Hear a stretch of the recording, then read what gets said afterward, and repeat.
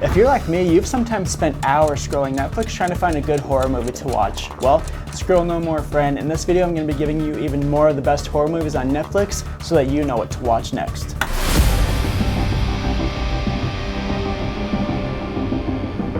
Welcome back to Nonstop Horror. My name is Cameron, and some things have changed since my last Netflix video, so I'm here with an update and a whole bunch of great horror movies that are sure to leave you satisfied. Like I said before, movies are always coming and going on these streaming platforms, so whenever an update is necessary, I'll make sure to film them and post them here on YouTube for you guys. I'm also actually remembering this time to preface and let you know that I'm in the US. This is Netflix US, so keep that in mind as we go into this. And let me know if you'd like me to somehow try and incorporate other regions in these videos, and I might try and figure out a way in future videos. If you found some of these recommendations helpful, make sure to slash that like button and subscribe for more fun, exciting, and informative horror content all year long.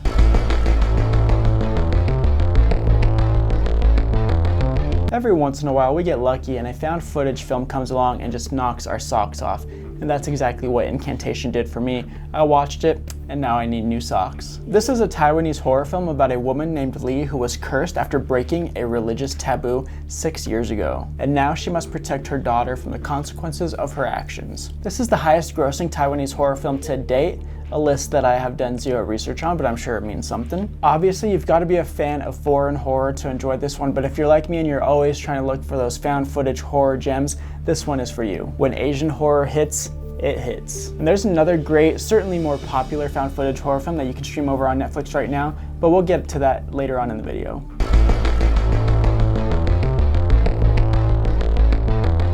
It's everybody's favorite horror subgenre, movies named after shapes. Circle is an underrated gem. It's low-key, it's low budget, it's all filmed in one location, which is impressive, and it doesn't have any big-name actors tied to it. I didn't recognize anyone in this film. But 50 strangers all mysteriously wake up in this room together. They're standing on these red circles, and whenever they try to step out of the circle, there's a little warning, and if they completely try to leave those circles, they go bye-bye. On top of that, every 2 minutes or so, a person at random is chosen to be killed, but they soon find out that they can kind of decide as a group who dies. And it turns into this great social commentary about how we as a society view others and how we perceive others to be more worthy of living or dying based on things like race, age, or gender. So if you like your psychological horror with a side of social commentary, Circle is going to be great for you.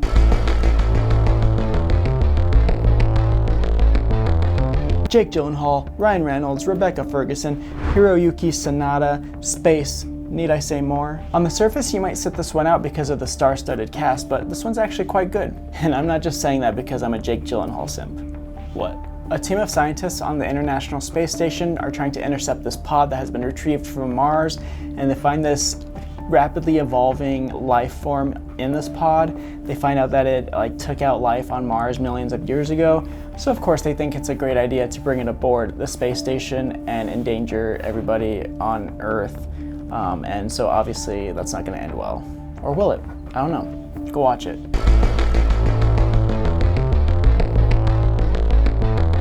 If you've been avoiding watching Psycho because it's in black and white, then you need to get the fuck over.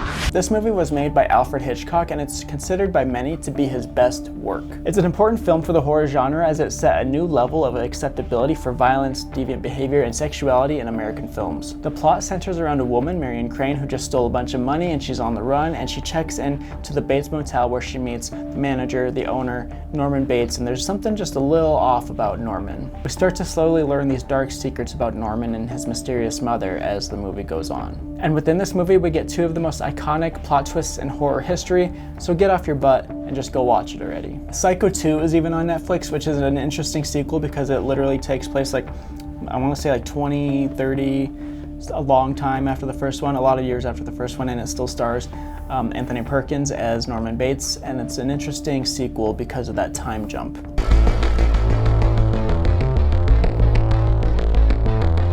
American Psycho. It's like Psycho, but in color and American, and a completely different movie. American Psycho stars everybody's favorite Batman, Christian Bale, and it's based off of a novel. It's about a New York City investment banker who has a double life as a serial killer. This is probably one of the most memed horror movies in existence, but don't let that deter you from watching it. It's an absolute classic when it comes to 2000s horror. It is on the satirical side of things, so there will be moments where you want to laugh at the absurdity, but who doesn't love a little bit of comedy in their horror films? This also has a stacked cast. You got Willem Dafoe, Jared Leto, Josh Josh Lucas, Justin Theroux, Reese Witherspoon, and many others. It's a great movie. You'll love it.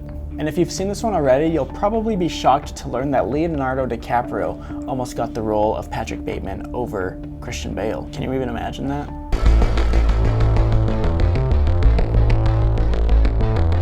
Jaws is a classic. Everybody knows Jaws. It's about the big fish, Mr. Jaws himself, as he terrorizes the beaches of Amity Island. I don't have much to say about this one because you probably already know about it. It is worth saying that it still holds up. It's definitely still a good watch these days in case you're worried about it aging poorly. But it's a lot of people's favorite horror movie, so now you know where to stream it. I think Jaws 2 and 3 are on Netflix as well, so you can go ahead and have yourself a little mini Shark Week. Also, please, if you ever hear or see or read anybody try and say that Jaws isn't a horror movie, you can tell them to go and then and then stick it up there.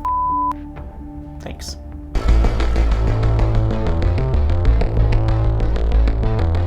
Your Next is a beautiful slasher film from the 2010s. I feel like I've been talking about this film a lot lately, but for good reason. It's amazing. It's pretty much a home invasion slasher film. It takes place at this wealthy family's home. They're having like this little family reunion, and during dinner they are attacked by these masked intruders. But then one of the guests starts fighting back, and they didn't anticipate that, and she's kind of a badass. And so it's just like you're trying to root for the good guys, trying to figure out who the bad guys are, and just seeing who comes out on top. And I absolutely love the ending of this movie, like the last scene. If you know, you know. Like I said, it's a home invasion slasher film, so it's for fans of The Strangers, Funny Games, Ready or Not. And also, fun fact, Ty West, who did the X trilogy, has a little cameo in this. He's an actor in the movie, so that's fun.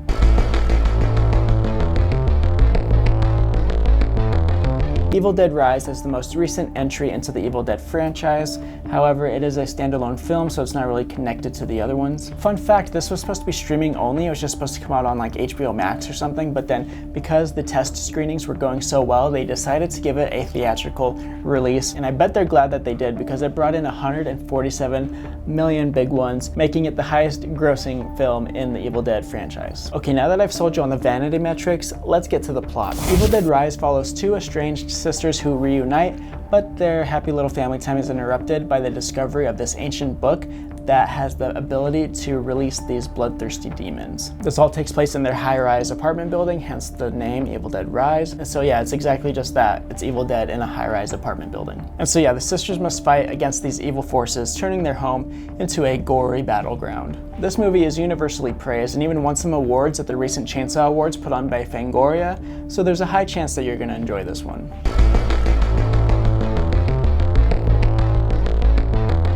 If you're looking for a horror movie with a side of teen comedy, press play on The Babysitter. This is a fun one. It's a great one to watch with friends. It stars Samara Weaving, and there's even a sequel on Netflix too that you can check out if you enjoy this one. A piece of information that I find interesting about this is that it's written by Brian Duffield, who wrote Underwater, one of my favorite underrated horror movies in recent years. And he also wrote No One Will Save You, which is a movie that I did not like, but also got universal praise. So it's kind of like 50-50 for me personally with him. But universally, I think that he's regarded as one of the better horror writers in recent memory. So Cole is a freshman in high school. He's only got like two friends, and one of them is his babysitter, and the other friend like teases him about his babysitter all the time. So one night, Cole is being watched by the babysitter as his parents go out on a date, and his friend texts him and says like something like, "Hey, you should try and see what the babysitter gets up to when she thinks you're asleep." Okay, creep. So Cole obviously does what his friend asks him to do and pretends to fall asleep and goes to investigate what the babysitter is up to when she thinks he's asleep. And this leads to him finding out that she's part of a satanic cult that wants to kill him. So it's like kind of good luck that his friend told him to be a creep and do that. It's an absolutely bonkers plot, but like I said, it's a fun one. Probably prefer to watch it with like a group of friends.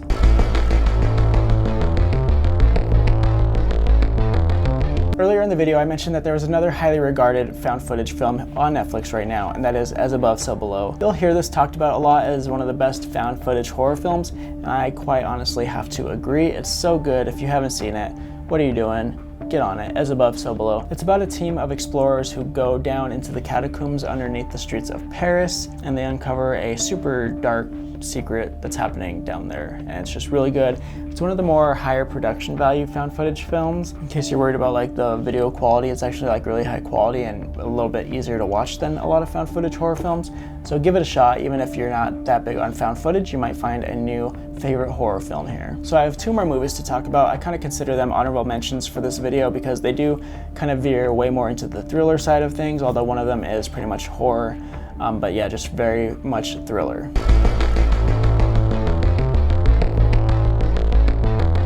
The first one is The Rental. Sometimes I get excited about a movie just from seeing who is in it. If you look at The Rental, this is around the time that I was getting into the TV show The Bear, and Jeremy Allen White is in this one, and then I saw Alison Brie is in it, and I was sold. It also stars Dan Stevens, who recently starred in Cuckoo and Abigail, so like he's kind of making his rounds in the horror genre right now. Oh yeah, and he was also the main guy in The Guest, so yeah, at this point he's really no stranger to the horror genre. The Rental is Dave Franco's directorial debut, fun fact, and it's about these 2 couples who rent out this vacation home to have this like beautiful little weekend getaway, but then they realize that someone might be spying on them. And so yeah, it's about them confronting this creeper and continuing to try to enjoy this weekend. They don't end up enjoying the weekend. This one is worth watching, if even just for the cast that it brings to the screen. And plus, this movie poster just kind of makes me feel weird inside.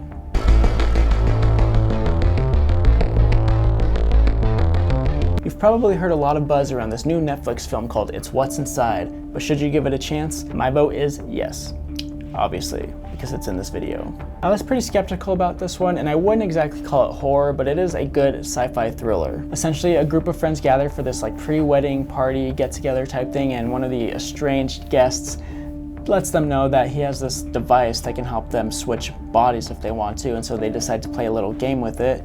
And basically you switch bodies, and then if you get outed as like someone can guess that you're inside someone else's body, you're out, and then there's a winner eventually, and they decide to do a couple rounds of that.